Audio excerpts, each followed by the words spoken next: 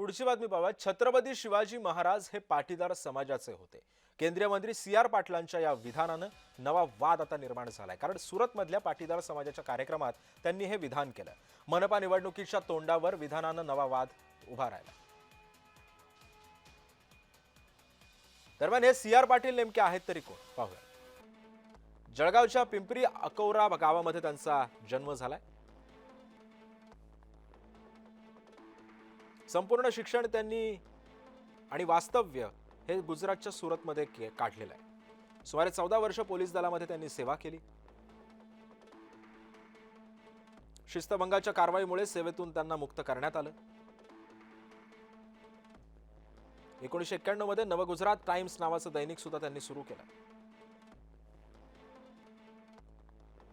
गुजरातमध्ये भाजपचे चाणक्य अशी त्यांची ओळख आहे। केंद्रीय जलशक्ती मंत्री म्हणून ते कार्यरत होते।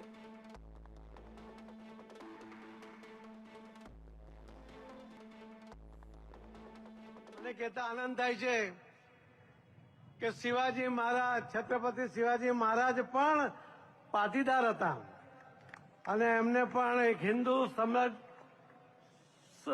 સ્વરાજ્યની સ્થાપના કરવા માટેનો પૂરતો પ્રયત્ન સફળતાપૂર્વક કર્યો હતો।